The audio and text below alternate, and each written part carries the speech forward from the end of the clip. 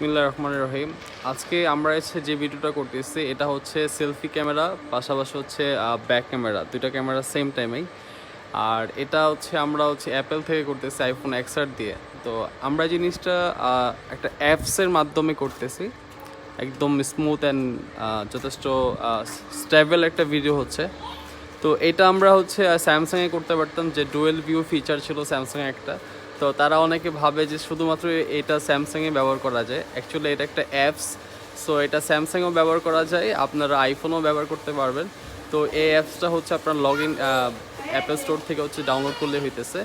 তাহলে সিম্পলি আপনি ব্লগিং করতে পারবেন, ইভেন ডুয়েল ভিউ ফিচারটা আপনি ভিডিও ক্যামেরা ইউজ করতে পারবেন। ইভেন এটা কিন্তু 4K-তে ভিডিওটা 4K-তে রেজলিউশনে হইতেছে আশা করি। তো ভিডিও কোয়ালিটি একদম রাতের বেলায় ঠিক আছে, যতটুকু দরকার স্টেবল আছে।